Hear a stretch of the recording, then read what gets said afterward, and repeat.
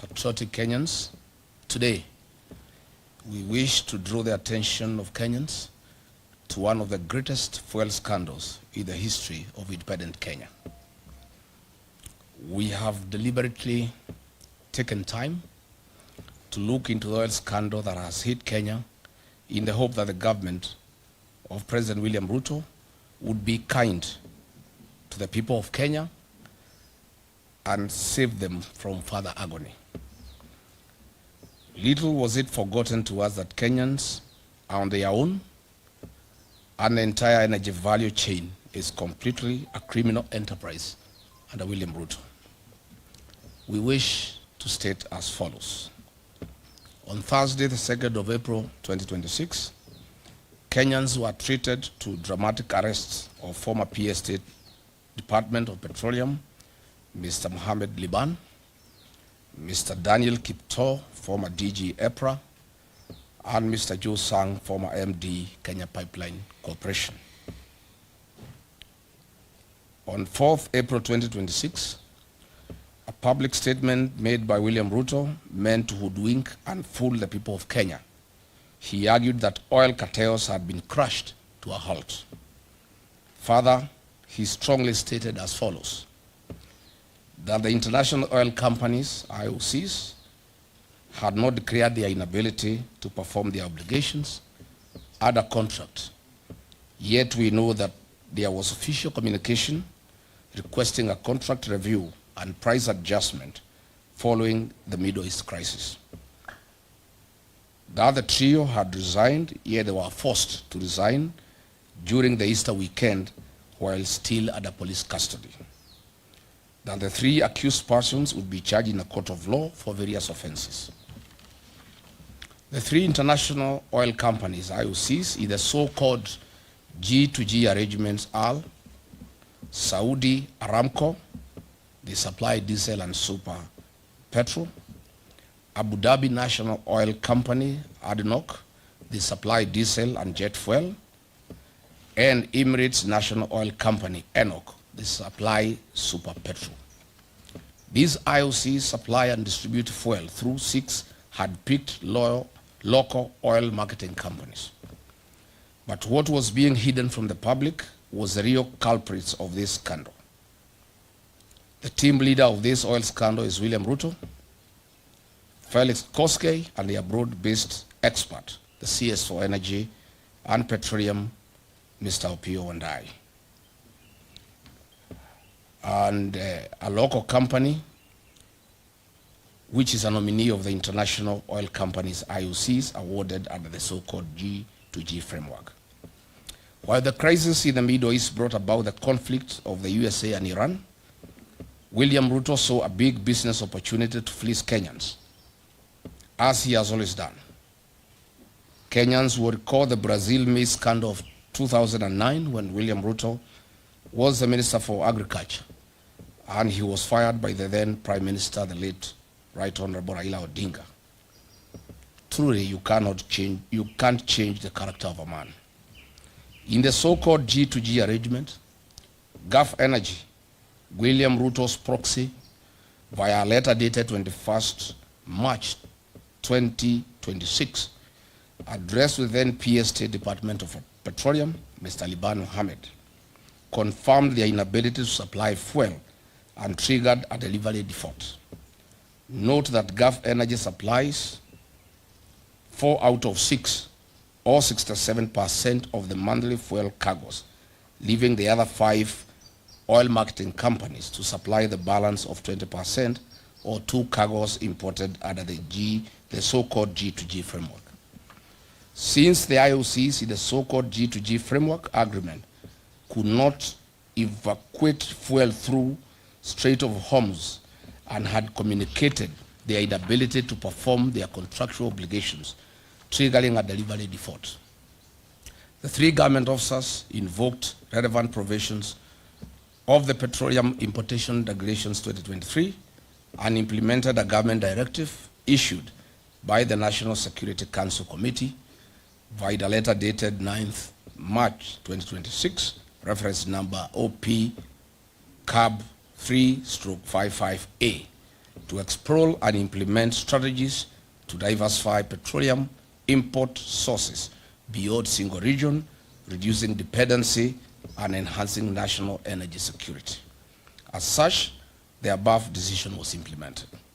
On 18th March 2026, the State Department of Petroleum, a meeting of the Vessel Alignment Committee, which was chaired by one Joseph Wafula, was held to review the supply position and replenishment plan. The meeting was attended by 13 local oil marketing companies. During this meeting, it was recognized that there is a likely shortage or supply of petroleum products, and in accordance with Clause 21, Petroleum Import Regulations 2023, the 13 oil marketing companies were invited to submit an expression of interest for the emergency supply of contingency fuel stocks for delivery on or before 28th to 30th March 2026. It is important to note that only 4 of the 13 oil marketing companies submitted their bids within the stipulated timeframe. The awards for the supply of emergency contingency stocks was duly awarded to the 2 lowest technically compliant oil marketing board bidders, with the condition that the supply required a quality waiver from Kenya National Bureau of Standards, KEBS. Note this was also in line with Clause 8.1 Petroleum Import Regulations 2023, an international best practice as seen in other countries who had relaxed fuel specifications following the effects of the Middle East crisis. Subsequently, Vida letter dated 28th March 2026, reference MITI/CS/Volume 1/Waiver Number 3, signed by Honorable Lee Kenyanjui, CS Minister of Investment, Trade and Industry, addressed to the Honorable P.O. Wandai, granted waiver for oxygenates, manganese, sulfur, and benzene parameters in the KSES 158/2025. The following companies were awarded, who are the 2 lowest bidders: 1 Petroleum and Oryx. These were contingency cargoes with delivery dates on or before 30th March 2026. Their supply position was to provide fuel cover for 2 weeks, thus ensuring product availability during the Easter holidays. But where is the mischief of the oil cartels? William Ruto was well appraised of all these processes and procedures. All the directives were issued by the National Security Council Committee, chaired by Head of Public Service Felix Koskei, Ruto's errand boy. After William Ruto got a brief that Gulf Energy's bid was knocked out on technical grounds and the competitors had gotten their letters of award, he issued clear instructions that Gulf Energy bids be affixed to the procurement process and awarded with immediate effect. Gulf Energy submitted their bids 3 days later, on 23rd March 2026, after the awards had been executed. Their delivery was for the 8th to 15th April 2026, which was 10 days past the preferred date range of 28th March to 2nd April 2026. The bid of Gulf Energy was rejected by the Vessel Alignment Committee, State Department of Petroleum. This being William Ruto's proxy company that supplies 80% of monthly cargoes. He exercised political power. Characteristic of him, this is when the head started rolling. He knew that he had lost profit worth billions of shillings. Through a remarkable architecture, conman attitude, William Ruto orchestrated a terrible propaganda that the fuel supplied was substandard, despite the comprehensive compliance due process followed by the gallant then government officers. To date, the 3 arrested Kenyans, PS Liban, DG EPRA and MD Kenya Pipeline Company, have had no charges preferred on them.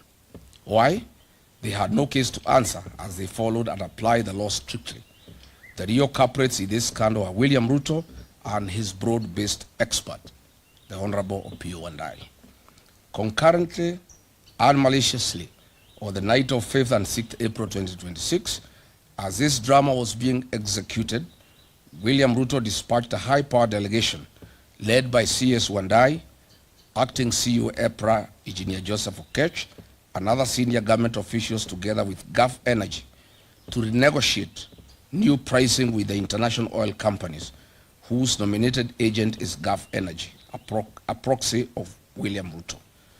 These prices were negotiated in Dubai, and if you recall, that is why Opiyo Wandayi was not available when he was summoned by Parliament, as he was negotiating these prices in Dubai to take into consideration the profit of William Ruto in the new price structure.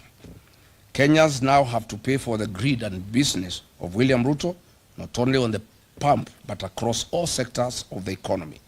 Yesterday night, they increased prices of super petroleum by Kenya shillings 28.69 and diesel by Kenya shillings 40.3 per litre, a historic high since Kenya's independence. You recall 2 weeks ago I announced the price increase of 40 because I had information from the team that was negotiating in Dubai on behalf of William Ruto and his people.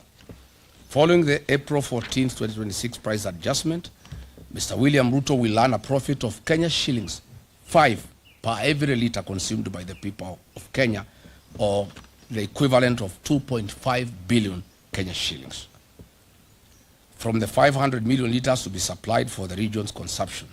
Since the inception of the so-called G2G agreement, Mr. William Ruto has earned a cool 30 billion shillings in profit from the supply of petroleum products to the region.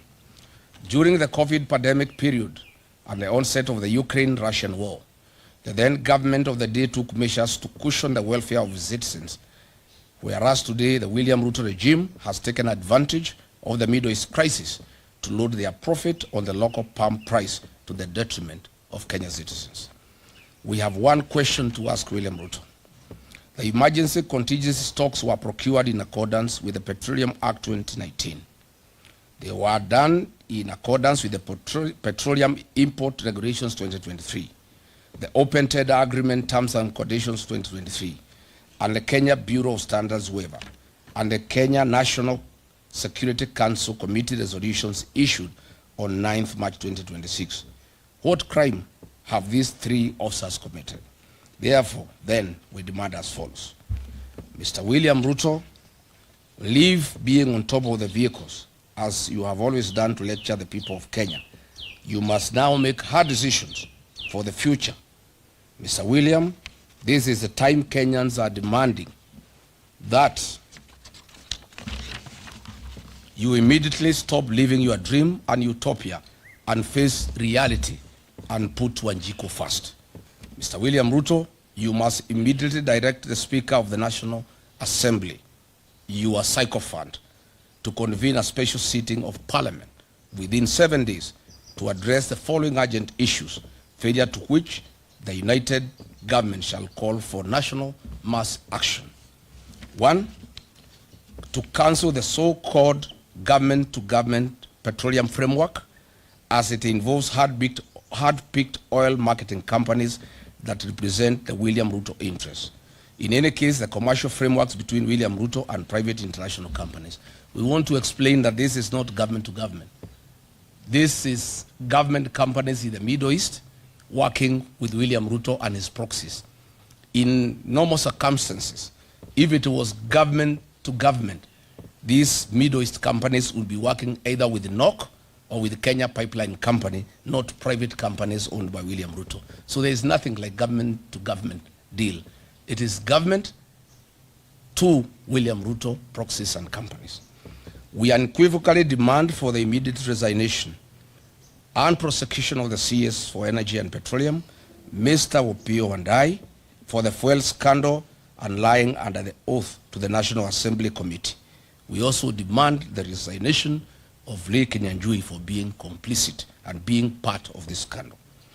We want to ask to suspend the implementation of the National Infrastructure Fund and use the proceeds collected from the sale of equity in Safaricom PLC and Kenya Pipeline Corporation to cushion wananchi from the adverse socio-economic effects of the of the April 2026 historic fuel price adjustment.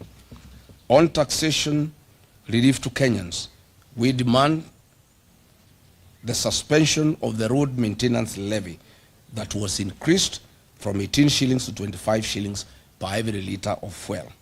We also demand the suspension of the affordable housing levy. We also demand the suspension of unwarranted NSSF deductions that are punitive and are used to finance President William Ruto's single-sourced infrastructure projects. We also demand that Parliament remove VAT on fuel products. We are saying on behalf of the people of Kenya that that is a reducible minimum. And if there is no action taken on the part of William Ruto, we shall announce further measures to the people of Kenya to force William Ruto and the National Assembly to act in the best interest of the people of Kenya. Thank you.